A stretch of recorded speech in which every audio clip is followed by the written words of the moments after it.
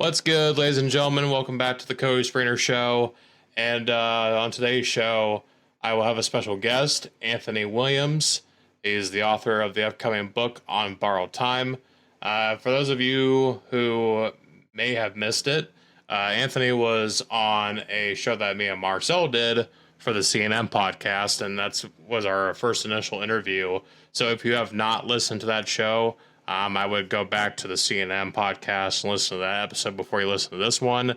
In this one, I get a little more personal, more deep with Anthony here about his life and some of the stuff he talks about in the book. And it's a great show. And I'm glad Anthony came back on to do it.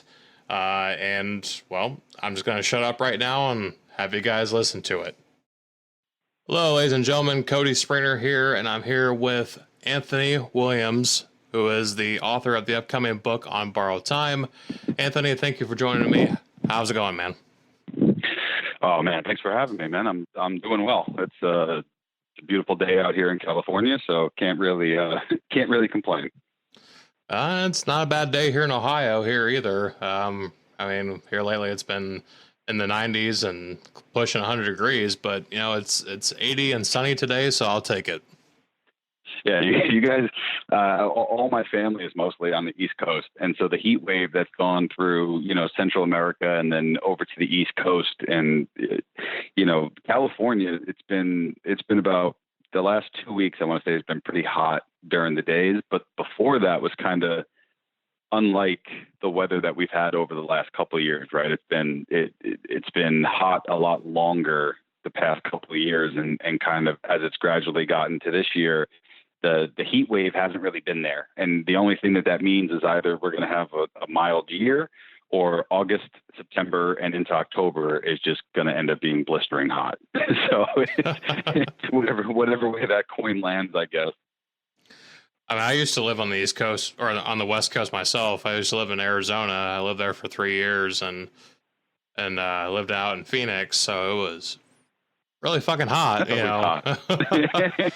Yeah. So, the winter months were great, but in summertime, oh my God. Yeah. Where I am in Southern California, I'm in Murrieta. And, Murrieta, Temecula area. So about an hour north of San Diego, about an hour and 20 minutes south of LA.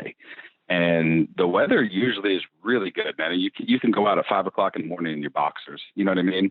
Yes. And at night, do the same thing. And it's not a problem. You get some heat during the day, but you get that anywhere. And then usually it's nice. But there's a couple months, out here where, it's just still like 75 at night. You know what I mean? 78 or something, because it was super hot during the day, and it's like, oh my gosh, man. It can be brutal for sure. But we're here to talk about any updates since the last podcast, and kind of dive a little bit deeper into the conversation as relates to the book. But I just wanted to ask, is there any new information, any new updates since the CNN show that Marcel and I did with you a couple weeks back? Yeah, man, it's been crazy. Thanks for asking, and thanks for, like I said, the having me back and going over a lot of this stuff. It's been really busy, man. I started doing some outreach with On Borrowed Time, and I've been blessed with a lot of the feedback I've gotten. And, we talked about this last time, and there's been so much support, and that support has gotten me to going to actor showcases and meeting with some, directors and producers and casting directors and writers. And I just started meeting people. And it was really, really funny, because I really thought of this first and foremost as a helpful self-help memoir that would help other people. And the way other people started to interpret it immediately was that they either wanted a movie or a television series, to go along with it. So what I did was I'm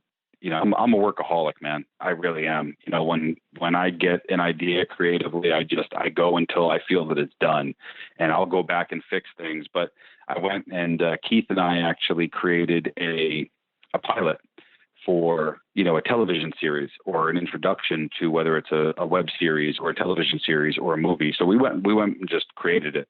And every single person that's seen it, there's been quite a few people that were in the process of reviewing and checking, and every single person has cried, for the pilot. And the people who read the book, and then, go and see read through the pilot are just blown away, because that pilot actually gave life to some of the things that they've seen in the book. And it expanded upon some of the stuff even further and gave even more of a visual element, and context to it. And just nothing but positive reinforcement and support, man. So, it's been pretty awesome. I mean, your story is truly just remarkable, I mean, with its good and its bad, and I definitely can see why people be emotional, reading your story, because it's got, quite a bit of, some heavy shit in there, and I think it's amazing that, people are talking to you about making this a possible television series. I mean, I think it'd be amazing if maybe you could get on Netflix, or, or even bigger than that. But yeah, I mean, the potential for this, I mean, it can go just beyond just the book. I think, people can really take your story, and it could, help them, through, whatever they're going through, whether it be, just having a mental disorder, or, something traumatic happened to them and they just don't quite know how to get past it. I think people can take from you and what you went through and apply it to what they're going through. Yeah. Well, first of all, thank you for that, because that's one of the biggest compliments, right? That you can get from something like this, something that started off as a therapeutic process of cleansing myself and finding acceptance and happiness, what turned out to be something that other people benefit from. And that to me is enough, right? That to me is enough to want to keep going. That's enough for me to want to give this, to the world. And so the last couple nights, I've been on the phone with a lot of different people, and I'm not. The only thing I can say is, there are so many people who get bad reps for trying to help people, especially in this business, right? You never know. Like 95% of it is just utter bullshit, right? It's crap, right? There's nothing ever going to materialize from the conversation. There's 5% where there's maybe just an ounce of a possibility, but it's really people just trying to see whether or not they like you, or whether or not, there is an opportunity to take this further. And of that 5%, there's a small percentage that really have your best interest at hand. And that's not to just throw people under the bus or say anything, but the conversations I've had the last couple of nights, and with the individuals that I had them with, these people had stories. For these people to take my story seriously, for these people to look at my story as inspirational, or have excitement about what it is and what took place and everything, was just, it's overwhelming. It's overwhelming, because I've been lucky enough to I guess, I've met people who have treated me with care, treated me with respect. And that's something that I don't take for granted. I'm loyal in that point of, if you were really helping me get here, man, I'm going to get it back to you in some form. Right. And that's what I've learned from writing this book, because through this process, that's what I got out of it. Giving back to people in some way, shape, or form, whether it's a story, whether it's advice, whether it's, direct contact, well, whatever the case may be, is being able to be there and try to find those solutions to overcome the problems that we face today, that we don't have concrete solutions for. Right. I mean, unfortunately, we live in a very negative world, and, and people like to crap on a good thing. And it's unfortunate, but, I think what you have going here is something that, we need. We need more people like you, who's willing to go that extra mile, tell their story without fear, or, not necessarily, caring what, about what a negative person would say about it, you know, if, whether they want to make fun of you or not, because, you know, as you've told me, like, you know, people's comments, you know, don't really affect you, you know, like you care less about what they have to say. Yeah, not that people were going to knock me for what I'm doing. You know, there's nothing that you can say that's going to take me off of the path that I'm on. You know, no being one of the worst things, right? There's nothing that you could say that can take me off this path, because through the process, like we've spoken about before, like what a lot of people's questions are now, through this process, I found a lot out about me. And a lot of other people, when reading it, found out a lot about themselves. I tell this story. There was a lady in the hospital, and she was really sick, and somebody passed her the story and said, "Would you review this?" And you know, everything else. And her only response was, "How can I help?" And I said this one time before, and the reason why I'm bringing that up is because that is the best compliment I could possibly get, hands down. Best compliment that I can possibly get is having somebody say that. They're not asking for money. They want to do reviews. They want to give some feedback, everything else. The best compliment I got was, "How can I help?" You know, and that gave me even more fuel to go forward. That gave me even more fuel to want to continue. So this has been a long process. This has been going on for, after my daughter was born. The process of writing this book was really imperative, because I didn't want to be that angry person anymore with the things that happened in my life. And yes, I'm alive, and yes, I'm breathing.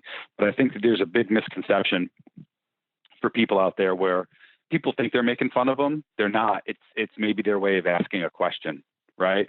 They don't know how to ask a question about a really serious topic. So maybe it's to poke fun or, ignite something where it gives them attention, right? And the attention kind of comes off of them because the words that they use are so inflammatory.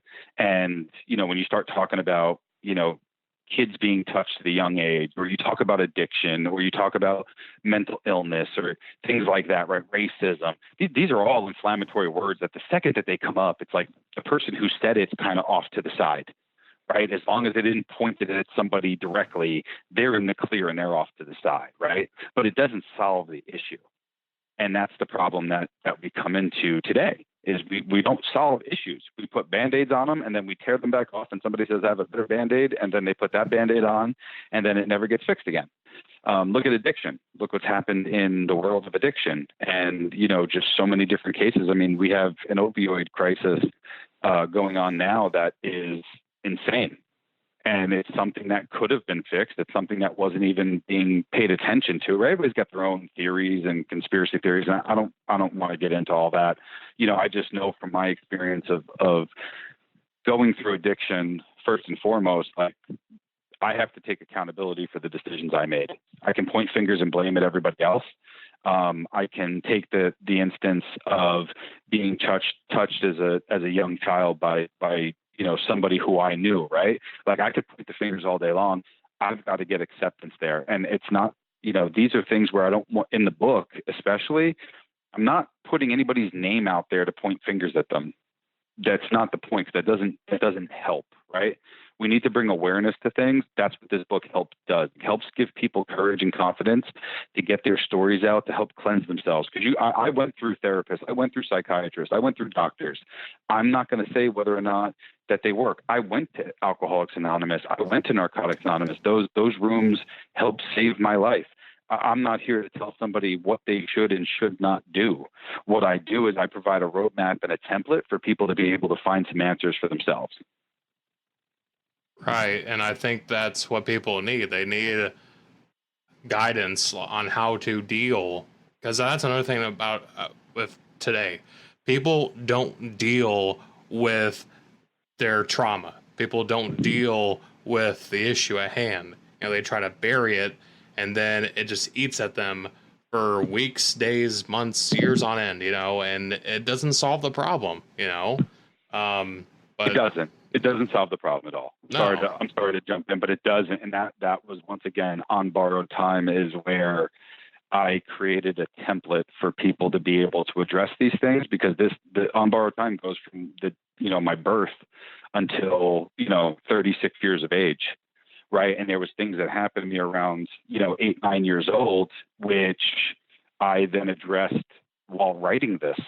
And it had effects on my life through many other things, right? I mean, I played hockey. Hockey was the only thing that I cared about for a long time. Like, it was my life, right? My Aunt Sue had me do these modeling things when I was younger, and I won, some of these modeling competitions, but that didn't give me fulfillment the way that hockey did, right?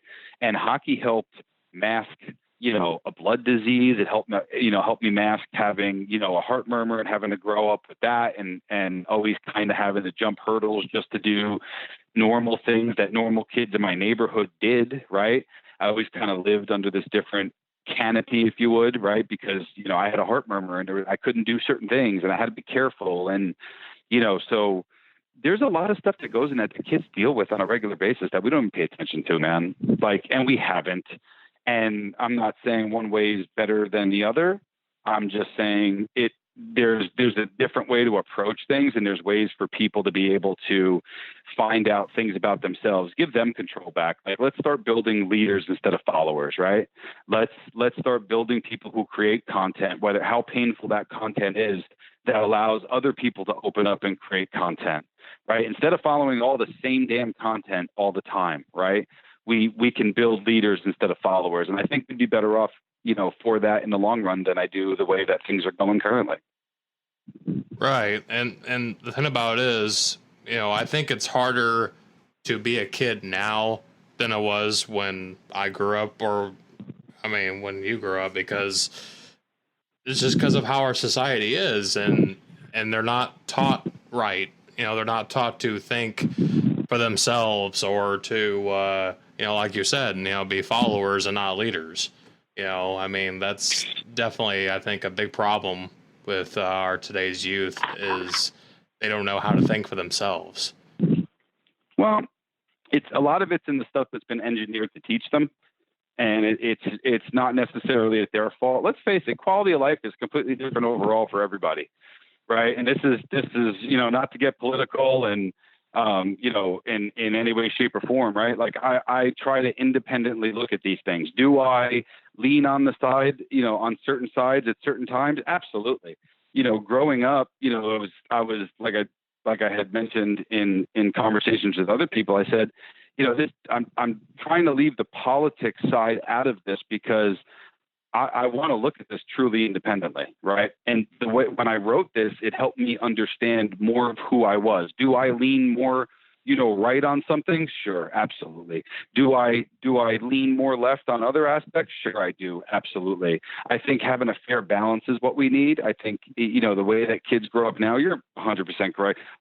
At my age, man, we weren't paying attention to what was happening. I was born in 1982.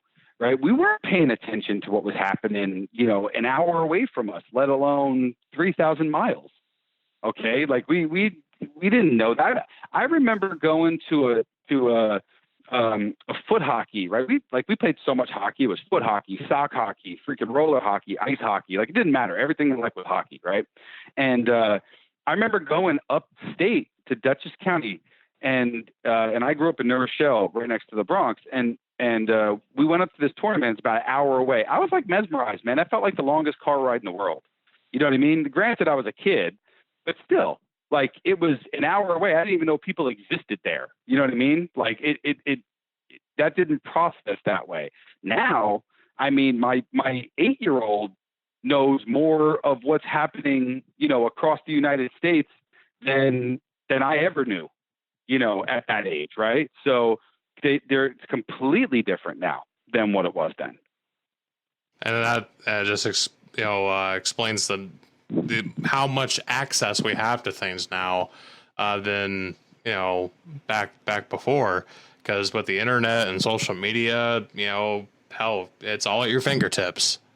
You can find out. Well, we know how to search for stuff. We can't solve problems, though, right? Exactly. So we can search all day, but we can't talk in a cohesive form to actually come to a solution and create a solution to a problem that isn't just a Band-Aid. right? Right. And so there's something to be said there. Maybe, maybe we need to go back to having shop classes and teach kids, the core basics of things, before they can just try to become an internet superstar without, having any fundamental, talents or abilities or foundation of which they can build on, right? It's kind of like trial by fire. It's like, I'm going to give this a try. Oh shit, it blew up. What do I do now? And that's kind of what happens. You got to kind of learn, that way. And that's tough. I think that's extremely tough, because we want our kids to be as versatile as possible. We want them to be able to adapt to situations. We want them to be able to, overcome things and hurdles and be innovative, right? Try to, if they don't have a solution, don't just curl up in a ball, run away, or disregard it, right? Because you fix it. Right. Fix it or find your way around it in that case. So yeah, different world, man. Different world. And that's a stark difference that you'll see inside of the book On Borrowed Time. Absolutely. You'll see that maturation of myself from a kid to where I am now. All those experiences. I'm a big proponent of people actually paying attention to the journey and not the final destination. A lot of people want the final destination. They all want to be superstars in a day. They want to go for that big money. They want to be here, but the process is always there. It's your experiences over life. It's the journey of where you get all of those valuable experiences of who what makes you who you are, today. And that's a big thing that we need to start, I think, come to grips with and find a comfort level, especially our kids, right? Maybe not everybody is going to be a YouTube sensation. Maybe not everybody's going to be a doctor. Maybe not everybody's going to be an astronaut or a lead engineer or be the next entrepreneur or whatever. But I think that's kind of how our kids are growing up, that's kind of ingrained in them that, I'll be okay. It's like, I love that carefree freedom and ease, but on the other hand, I don't always think it's extremely realistic, right? And so I'd rather not set our kids up for a huge failure. I'd rather them experience failure and then find their transition, find their reinvention, and have that happen smoothly for them, as opposed to the way I went around it, kind of bouncing into every wall and a bull in a china shop, and found myself in some really dark places. And I go into that in depth in the book. And, I had to make those mistakes for myself. And I don't, sometimes people want to scoff at it, right? Because everybody has different, so it really depends on who you're talking to. But I don't begrudge how I got to where I'm standing right now. There have been probably circumstances where maybe I could have made better decisions, which would have benefited my family much more than it had. But I think that what I found out from writing that book actually set that straight for me. And I have a peace at where I'm at now and where I'm trying to go. You know what I mean? And I can't explain that to anybody, because that's not something that you can just give or teach somebody. That's part of them having enough experience and being able to create that feeling for themselves. Right. So that's a big part of what this book gives. And, speaking of the book, we'll kind of transition here into the next question. If you had to sell this book to like someone who's on the fence about reading it, what would you tell them and why they should read the book? First of all, it's unique. And I don't say that lightly. The book's unique. You couldn't take some of your best screenwriters or creative writers and put together the events on the timeline in which they took place. You couldn't do so. Like it wouldn't make sense. You wouldn't know how to put it together, right? This is a book where when somebody says, okay, well, what's it about? Simple. It's about my life from, being born to about 36 years old. And it goes from, let me just give you a little timeline. It goes from waking up, being born, having surgery on my stomach because I couldn't keep food down. And it starts there. 2 years old, I get a heart murmur.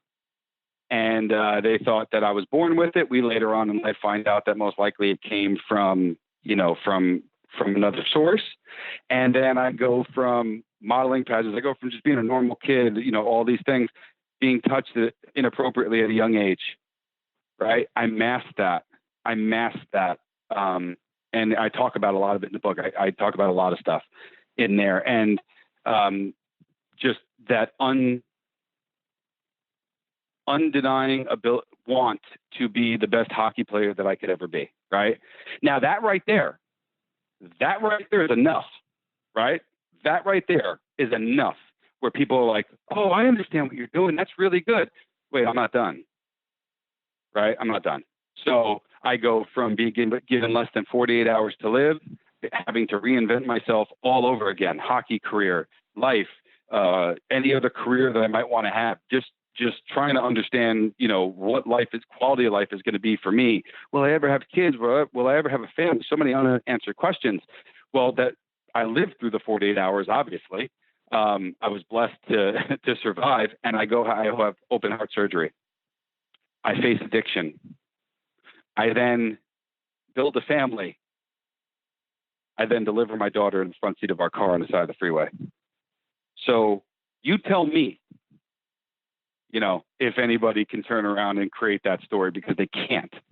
But inside of all of that is just amazing wisdom and experience that people get. And that template, like I spoke about, of just walking you through that whole process. And people are like, oh my God, that's intense. That's so intense. No, it is intense. It's not intense for me now, and that kind of trips people out. It trips people out because of all that stuff that happened. And what do you do with it? Right. So to answer your question, yeah, you want a full roller coaster ride of life experiences, and you want a happy ending at the end, and you want a template of how you can better yourself. On Borrowed Time does that for you. And to kind of follow that up, with all that said, at certain points, did you ever stop and think fuck, why me?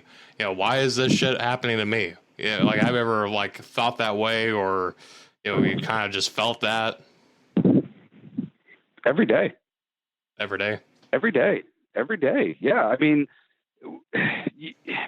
let's set the bar straight. You never get over that stuff completely. You have to learn to accept it. You have to learn to find comfort with who you are. And, everyone likes to say, well, that's the hand you were dealt, right? Yes. Yeah, I get it. There's people who don't have food to eat. There's people who live on the street. There's people who die, kids die at 7 years old or 6 months old or 30 minutes old. Okay. You if I told you oh man, there's just a magic button to erase all of the negative stuff that ever happened in your life, it doesn't exist. Neither does the perfect scenario.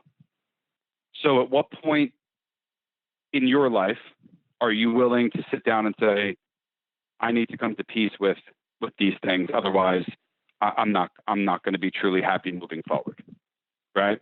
And that's the point that I got at, because after my daughter was born, I mean, I have a beautiful wife, dude. I got two beautiful children, AJ and Italia. And after my daughter was born, and that whole experience and everything else was I can't make this crap up. Right. I can't make this up. And after all that, it was really me trying to become the best person I possibly could. And I didn't want to be the angry dad. And what was happening due to a lot of decisions I made with business and everything else was I just put so much focus on money. I put so much focus on money. I put so much focus on my kids respecting me, loving me, looking up to me on how successful I was in business, not as a dad. You know what I mean? And that's a totally different thing. And that I couldn't comprehend that. And when I realized that I couldn't comprehend that, that started the process of me sitting down and writing the manuscript. And so I did. Have you, with all of this, being done, writing the book, has it truly felt like everything's come full circle for you now? Yeah. Um, it's different. It's like when I got sober, right? So when I had went through rehab and all that stuff and got cleaned up.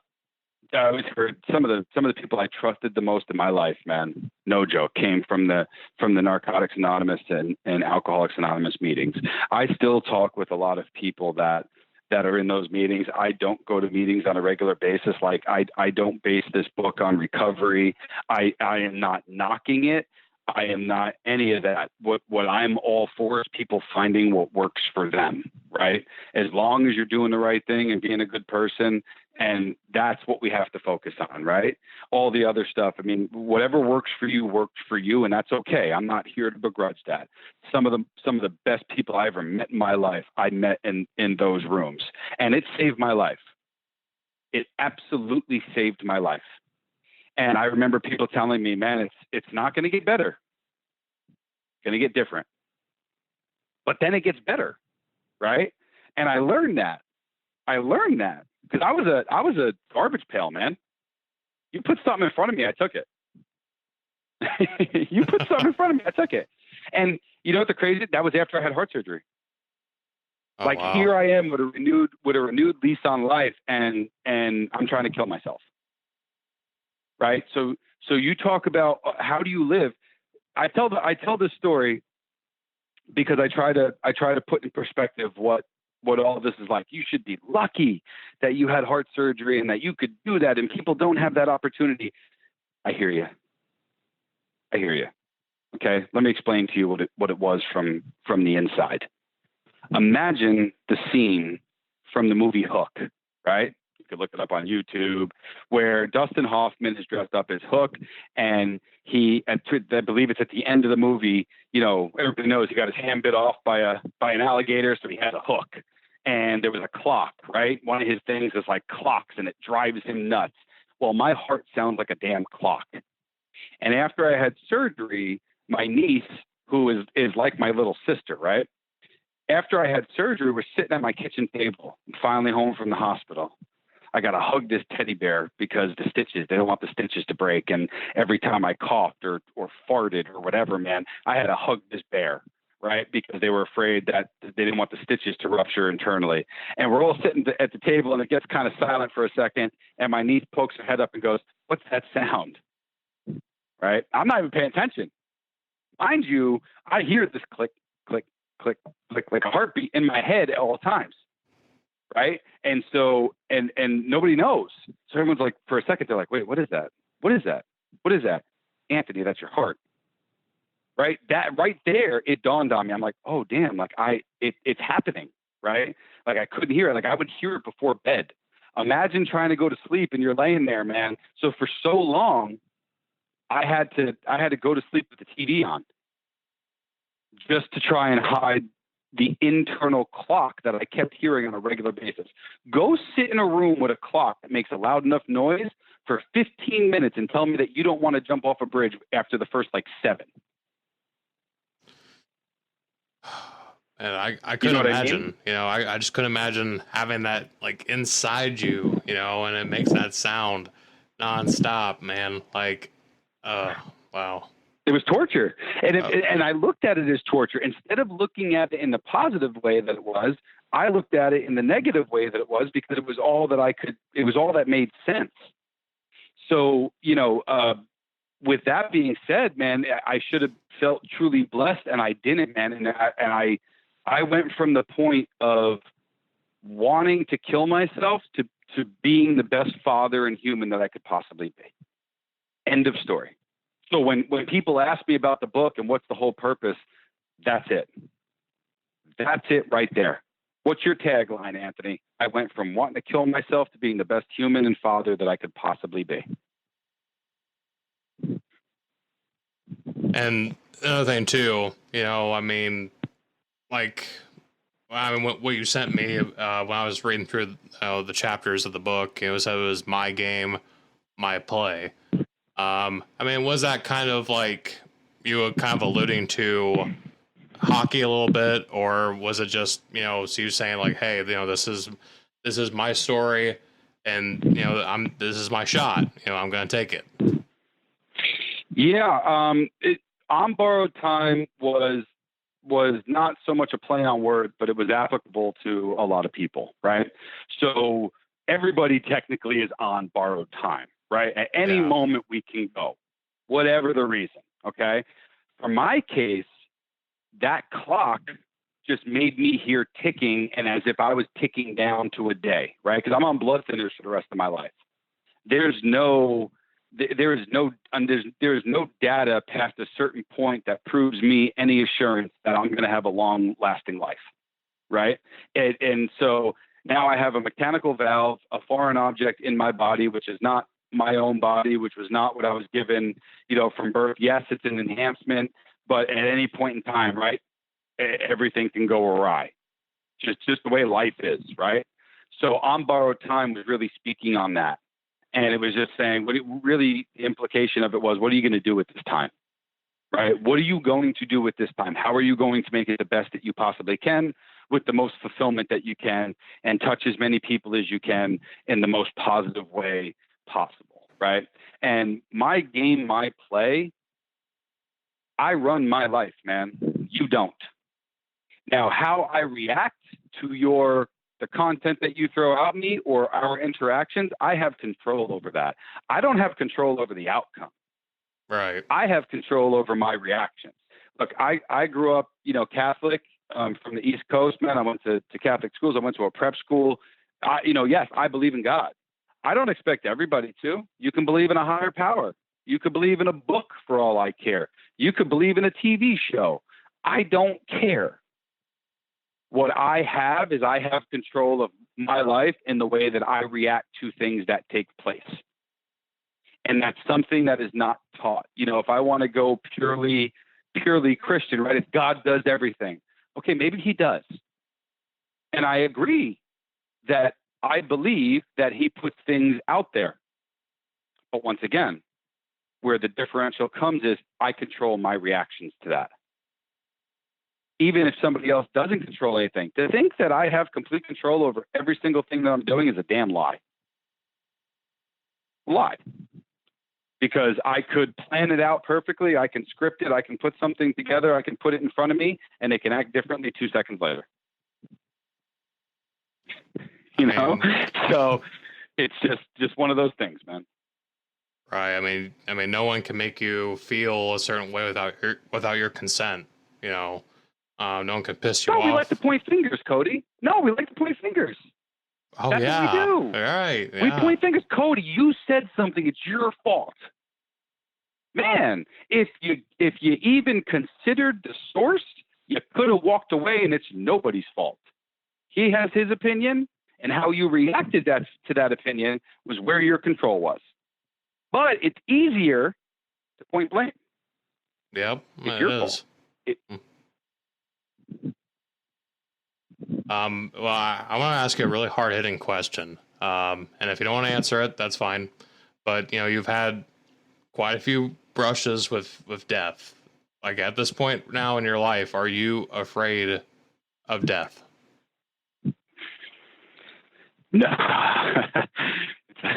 That is a good question. That's a good question. I'll give you a little insight into something I wrote about in the book. I was given less than 48 hours to live, and my response was to laugh. I mean, my parents will tell you. I laughed. I laughed in a very odd, almost like Dark Knight Joker laugh, right? Because at that time was the first time, not only time, it was the first time I felt helpless. Not hopeless, helpless. Right? And I there was nothing I could do. There was nothing I could do. The next time in my life that I felt that I was helpless was when everybody else saw that I had a problem except me. and I laughed about it because it's really funny, man. If you know me, I mean, I'm picking out everything that everybody's doing. I'm very much there. I'm on top of it. I'm very engaging. To know that there was a significant point in my life where I didn't realize how bad I was, that was an eye opener. And no, the answer is I'm not afraid to die. The answer is I don't want to. Right. I have a family, man. You know, look, if that's my cards, if that's what happens, I get it. Hopefully I've instilled enough on my family and my son and my daughter, you know, my son to be a good man and install, you know, hard work ethic and to be respectful to people. And my daughter's really young. She's almost 20 months old. And, I mean, there's only so much I can instill in her. Right. But if I can at least, even at that age, make her feel like she's safe when she's with me and that she can trust me to protect her, which I think that she does, then I've done pretty damn good, man. And, no, I'm not afraid to die. I just don't want to. Right. I mean, I kind of have that same mindset myself. You know, I'm not afraid to go. You know, when it's my time, it's my time. I can't stop it, you know, but at the same time, I don't want to go just yet. You know, I feel like I got stuff to do in this life before I punch out. Yeah. I just don't think we just don't control that. Right. So right. Yeah. It's now, with writing this book and going through a lot of stuff, it was an eye opener. Like, man, you dodged some bullets, buddy, Yeah. and, and I'm like, man, I dodged a lot of bullets. And, but with that, I've also gained a lot of respect. And respect for the process, respect for life, right? Because you only dodge so many bullets, man. You only get so many chances, and unfortunately, I don't think any of us actually get, the manual of how many chances we get, right? None of us get some instruction manual that says, hey, you're going to have this happen, and you have 2 ways to go about it. Pick one. They're both crappy, but you got to pick one. Nobody gets that, man. You got to make that stuff up on the fly. So, when going through this book, especially some of the hardest parts, and I never thought about it like this until writing the book, but my obsession with wanting to be the best in competition and hockey was almost the same way as me wanting to die. Because I was not a well-rounded individual. Maybe some people thought I was, but I wasn't totally internally happy on every aspect, because something did happen to me at a young age, and it was somebody that I did trust, and that trust was violated, right? And I masked that with having to be the best and always be better than everybody else and always shining. And do I still struggle with that stuff today? Oh yeah. The difference now is that I've learned a little bit over my experiences, maybe to take a step back, to pause, or to at least be honest about the situation. That's the best I can do, right? Because if I can be honest about what my part was, then I can possibly fix it. Or I can apologize if it was something that was unfixable and move on, instead of getting stuck in that, that net, right? And that's the type of stuff that I'm talking about that's inside of On Borrowed Time. And I wanted to ask about, a release date, a potential release date, because people listening to this podcast are probably wondering when the hell is it going to come out. But do you have any news for us on when we can expect it to be released?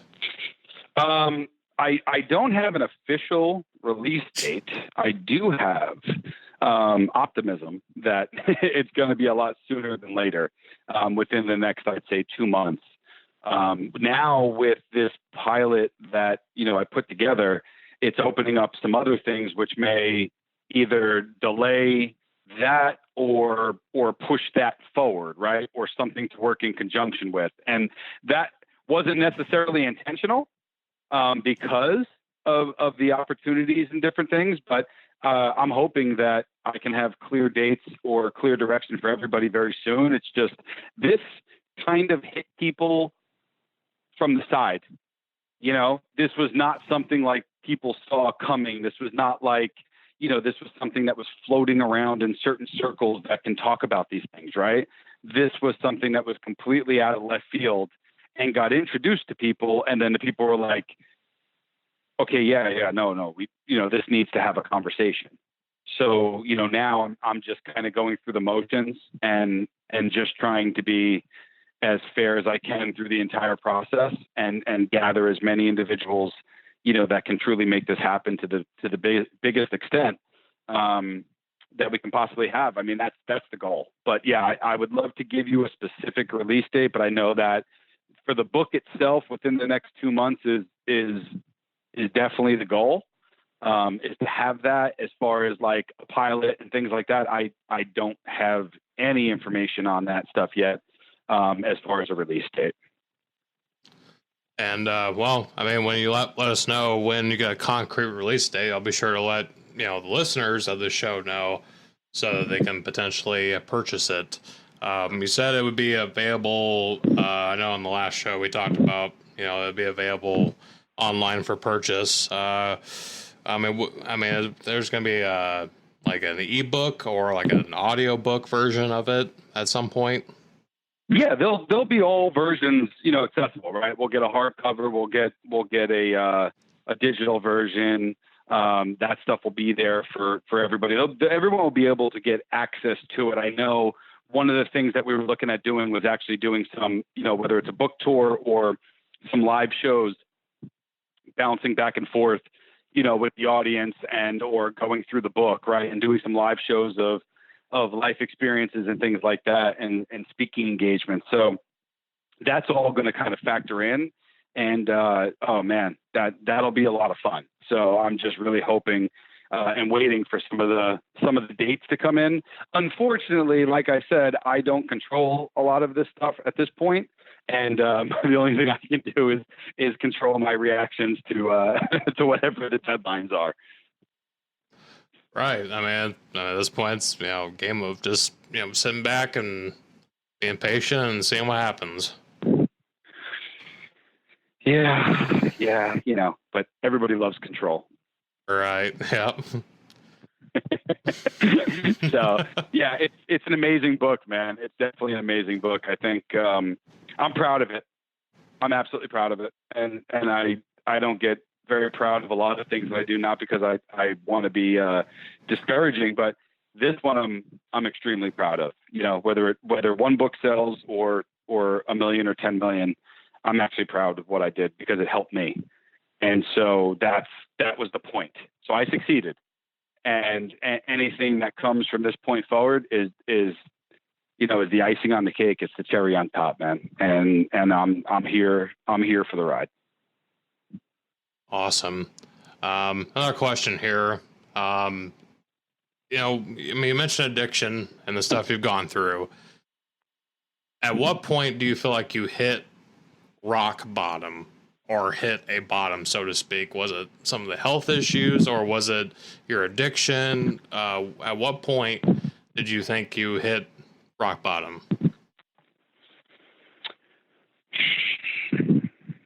I think the first rock bottom, well, I thought was a rock bottom, right, was when I had heart surgery, because the entire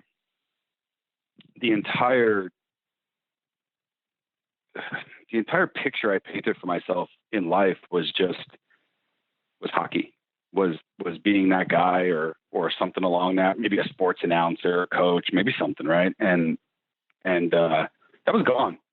Like the sports announcer and coach I could have did, but I didn't want to do it because I wanted to play hockey, right? And to be able to play it at that level was gone. And I had no idea. I had no idea, honestly, how to live. I had no idea who to be. So I started, selling real estate, and I did pretty good in that. And then, addiction took over, and I let it take over, man. I made the choices to do a lot of stuff with it, and found another rock bottom. But I will say this: a lot of people say rock bottom is, you have to get there. You don't have to get there. You know what I mean? You do not have to get there. Some people have to get there. For some people, it's the only option, right? It's the only way they're going to learn. Not everybody has to get there. And rock bottom is different for everybody because their perception is reality. So their perception of rock bottom is absolutely their reality. You know what part of my rock bottom was? Part of that, just understanding that it was for me, was in addiction. And my niece, who I absolutely love, man, I love her to death. She's like a little sister to me. I'm really proud of who she's become. But I remember leaving her. I think I had promised that I would like pick her up to go get ice cream or something like that. I decided to go get, loaded, man. I decided to go get loaded. I left her. You know what I'm saying? I left her. I didn't even go pick her up. I was non-existent, for a good portion of her life, man. And that, now I don't regret things in my life. I wish I didn't do that. Right? I don't regret it because it's made her who she is. It's made me who I am. And I can't tell you because I don't have a crystal ball that my impact on her life would have been and changed things drastically. Most likely it probably would have changed things, and it probably would have changed things for the better for the both of us. Right. Right. Yeah. But I wasn't present. I wasn't present for her. And I see that now with my daughter. Right. Because now, when I see my daughter, it makes me think of my niece, and I had the opportunity to do it and I didn't do it, to be there, to be that uncle. Right. And it just, I wasn't there, and that one does hurt. And that's why I tell you, you never just are completely numb to these things. And when you find acceptance and peace in some of those things and decisions that you made, it hits you sometimes. I still get emotional sometimes because I just get upset.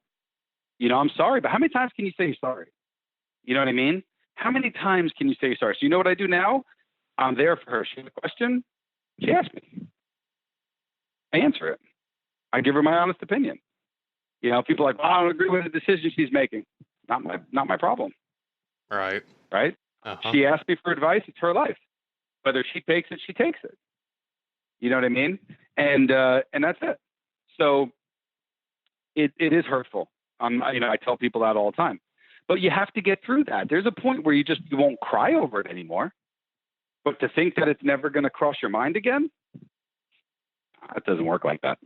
No, I mean, hell, I'll just sit here at home and then I'll be reminded of something something fucking terrible that happened to me years ago.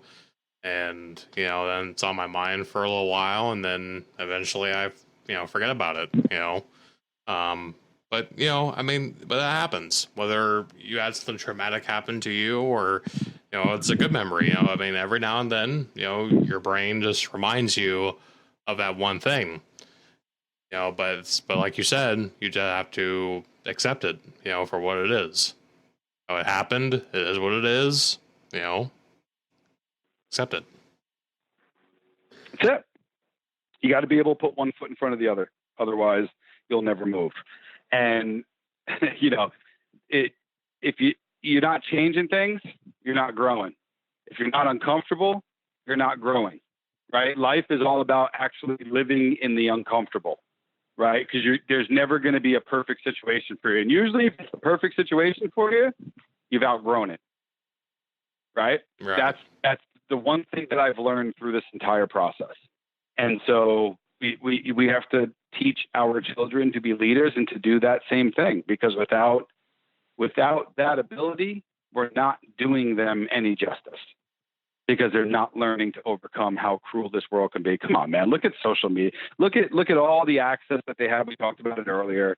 They have all this access to stuff. They're using all these devices. They learn so many different things, and look what they do with it. Right. And it's just, we need to do better. We need to do better as leaders and adults in the room on what is best for our kids and giving them the best that we possibly can, because, the second my kids were born, you know what I realized? It's no longer about me. And Right. so, it's about them, man. And I don't expect everybody to understand that or agree with it. But I can tell you what, I don't want to go speak on things that I haven't experienced. You know what I mean? I don't want to speak on things that I haven't had that experience. And that's why On Borrowed Time is really a potent read, is simply because there are so many different experiences in there, and there's so many things that people can relate to. And that's not me telling you that. That's everybody who's put eyes on it. And that's what they will say. All right. I want to get into some questions that are not related to the book. Just kind of some general questions. So, you've been in video game designer. You went to school for it at Full Sail University. Is that correct? Yes. They're located in Winter Park, Florida. What made you want to get into game design? So many things, right? They're fun, right? Everyone thinks you can make a lot of money. Right. Those are the initial pieces. No, video games helped save my life.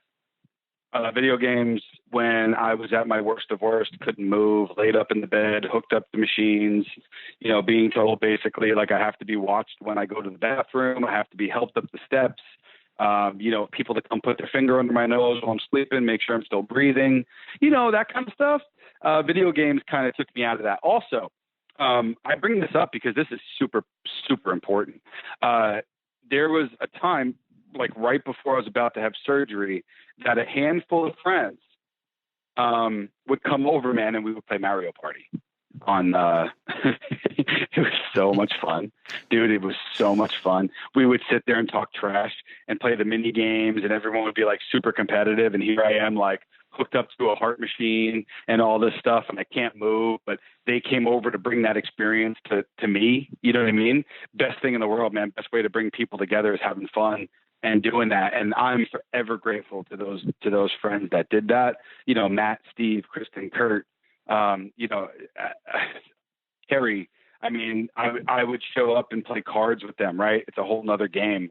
I would play cards online. So many different versions of a game that helped me not focus on the fact that I was dying was super impactful. And that's what made me want to get into games. And then once I got into games, I really wanted to, it was like a transition in my life where I finally had conquered that mountain. And I'm a game developer and I'm a designer. And I said, but I wanted to focus on the leadership, and that was where my main goal was. So I wanted to take everything that I learned with how to make products fun and games fun and teams fun. And I went into leadership and team building. And that was something that I put a focus on for, the last 5-6 years. And actually you can see a lot of that stuff and my experiences on my website, The Independent Mouth. And there's a lot of stuff. Now I do have, like a photo reel that I can do as far as different games, developed and different projects that I had been in. But that site actually is constantly being updated. There's been more of a need now to put that stuff up there because more and more people are obviously tracking there from the podcast that I've been doing and some of the interest and directing people there. We do have a Facebook group, The Independent Mouth in Facebook. People who know me or can find me, Anthony Williams or Anthony J. Williams III. I'm on Facebook. I'm on LinkedIn. I don't do Instagram much, to be honest. I try to limit as much of the social media as I do Twitter. Anthony_III. And that's my Twitter handle. So yeah, there's, I am active out there as far as everything that's going on. But yeah, the game industry itself, there's so much potential. There's so much stuff, but it's, I didn't want to sit in a cubicle. Let's put it that way. Oh no.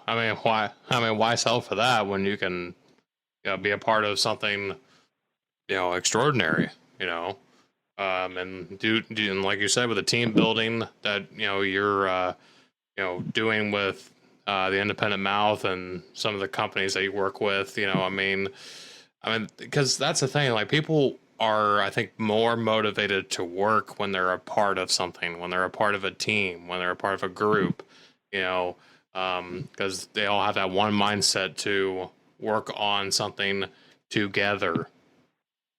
Well, that's engagement 101, right? That's customer engagement 101, or team building 101 with engagement, is because when people work together towards a bigger common goal, you get better productivity and you get buy-in, right? They invest, they put skin in the game because they're buying into the end goal, right? It all makes sense to them. But when you get a group of people, that's what causes engagement. That's what causes engagement, where people are going to do something to reach the ultimate goal. And whether that is by helping each other or everybody working individually in a sense, as long as there is a constant and consistent message throughout, that's engagement 101. Have you ever thought about doing your own podcast? I mean, we've done a couple of podcasts now with me and whatnot, but ever thought about doing your own podcast? Yeah, I would love to, actually. I've toyed around with the idea just because I know I love asking questions, right? It's a little bit different being over here on this side of it, where I'm getting the questions asked to me. But like when I go and I'm meeting people, that's all I'm doing is asking questions, right? So I would love to see how that translates into it. But yeah, I would love to. I think, when I was growing up, Keith and I used to listen to a lot of like radio shows, and I was always in love with that.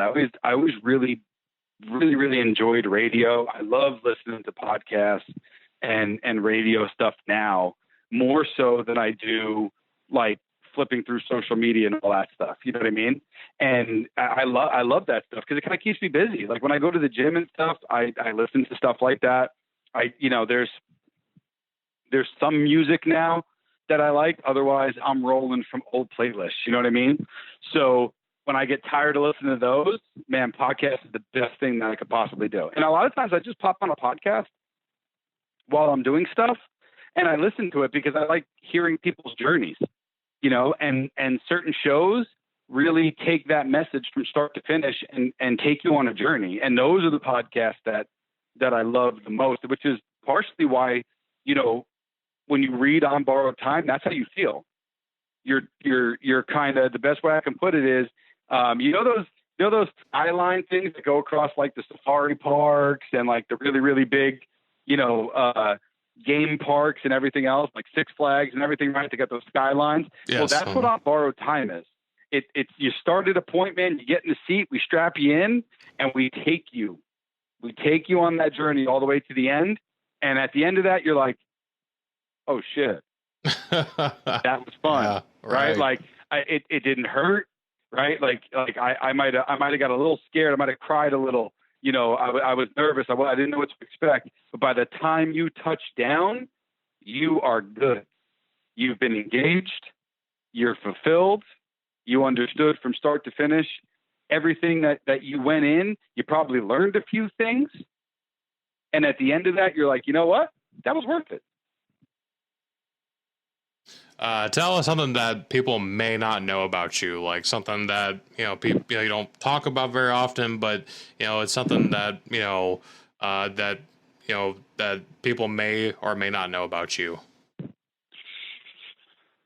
I'm not as angry as I seem. No, a lot of people. I have a very certain tone in my voice, I guess. And some people can take it the wrong way sometimes, or I'm usually very happy on a consistent basis. But I think a lot of people know that because, I've made mention to this before and saying, if I surveyed 100 people who knew me, not one person would say that I was hateful, right? Or vengeful.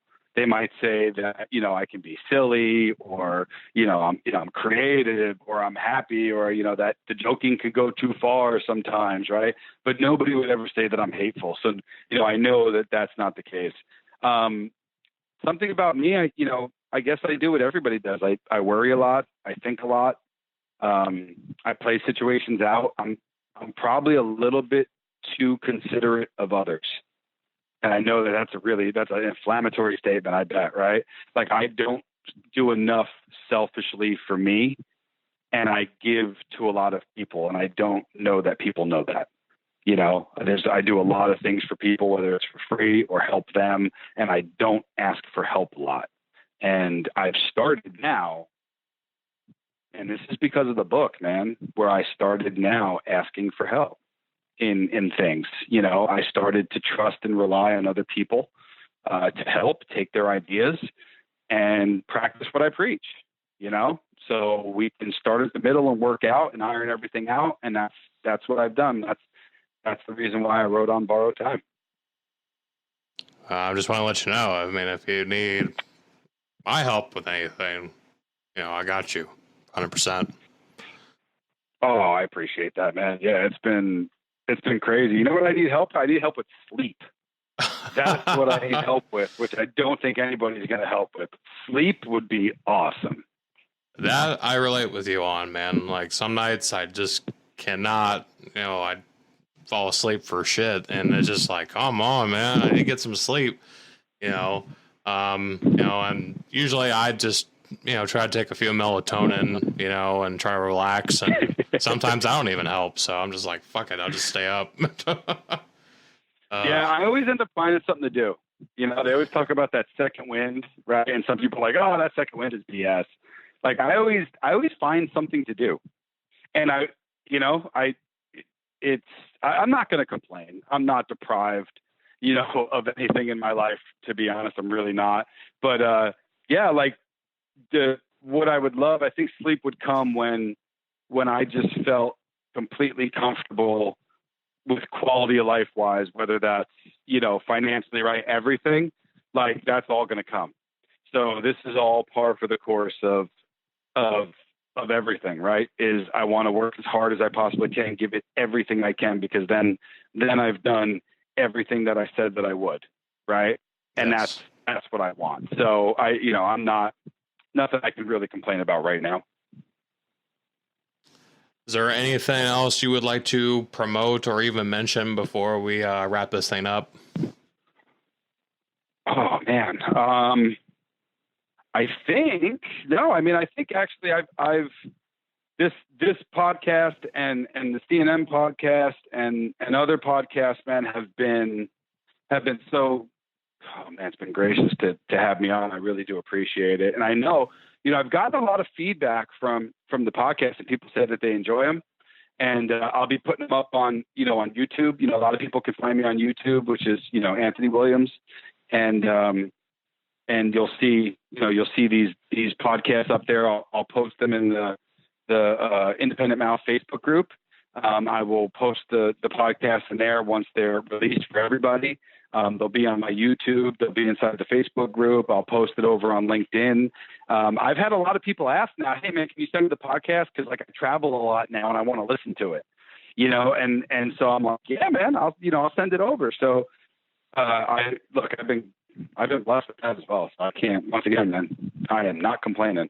So the Independent Mouth, yeah, you know what, actually, I had a contract that is ending at the end of August. So all the people out there, like as I'm on this journey of getting this out and getting this book done, I'd still love to make money in the meantime. So if anybody wants consulting services, team building, anything like that, or to use some of the expertise, writing, creative writing, anything like that, I'm available to have a conversation with you. One of the companies that I've helped, I did want to drop a little plug for Razor Edge Games. Razor Edge Games is a company that I've been helping, and I've helped build their writing and their marketing team. And they are some of the most creative individuals I have ever met in my life, from the owner down to, a taskmaster, man. It's insane, the creativity, and they're putting out a really great product game called Eden Falling. They're looking to get that in a release, and I've helped them try to build a TV show with that. I've helped them build, all of the narrative and different things. They're actually building the beginning to a second game, and that's some of the stuff that my team has had directly. And I made an agreement with the owner when we first spoke, and I said, hey man, I'll help you out as much as I possibly can. They don't pay me. I want to be clear about that. They do not pay me. I've been, working towards, royalty stuff when they do the release and everything else, and in getting paid that way, because I knew the owner didn't have it. And my whole entire goal was to help him get over that hurdle. So I've stuck by my word on that. And it's been a lot of fun, man. I got another company. I was just in a call not too long ago of the company with the speech recognition software and helping kids overcome hurdles with their speech. It was Pivot ED is one of them, which was also Cielo XR. And it's a program that helps kids overcome speech disabilities, overcome speech impediments, helps them overcome the societal issues that they face, when they're dealing with these issues with speech. And the software is really great. We have a pretty awesome team over there. Once again, it's another place that I'm trying to help and get them to a point, of comfort, which helps everybody. And I just like being creative, man. So that's why I think probably the sleep issue was an issue before, because I have a lot of stuff that I try and get my hands in. So for those of you listening, get a hold of Anthony. Let's make Anthony a very rich man, because he's definitely more than deserving. So, yeah. Thank you. No, I take a lot of different approaches, and strategy is always something that I've just found a total interest in. And when writing the book and even writing the pilot, there was a lot of strategy for people so that it was easy for them, and to be able to create the content that way was something that took time and thought, so this wasn't just something that was mashed together. This was something that, I had to come to the realization and ask for help for other people to do some of the edits and get through it, because it wouldn't sound right if I was the only person doing it. Right. So through this process of writing the book, I was able to look at myself in the mirror and say, you can't do this part, man. Even though it's yours, you can't do it.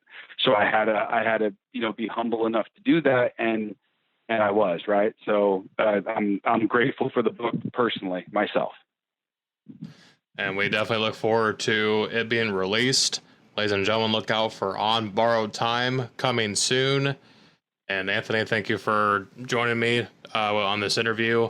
It was a great show. You're a great guest, and you're welcome back anytime, man.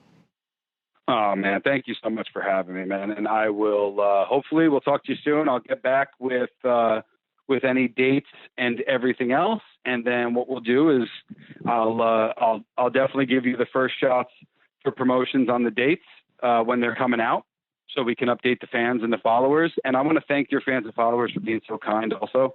And if any of them want to reach out, you're more than welcome at www.theindependentmouth.com. Once again, www.theindependentmouth.com. Just go to the contact page, give me your name, give me your email address. If you want to provide a phone number, great. Otherwise, just let me know what you want to chat about, man. And we can have that conversation. So once again, yep, I'm on Facebook, Independent Mouth on Facebook, and also LinkedIn. So find me. I definitely appreciate it, man. So that was Anthony Williams, guys. And this podcast will be available on CastBox, and then Anthony will be later uploading it to YouTube, I believe. So you can also listen to it on there as well. Absolutely. All right, Anthony. Have a good night, and thank you for coming on to the show. Thank you for having me, guys. You have a great day.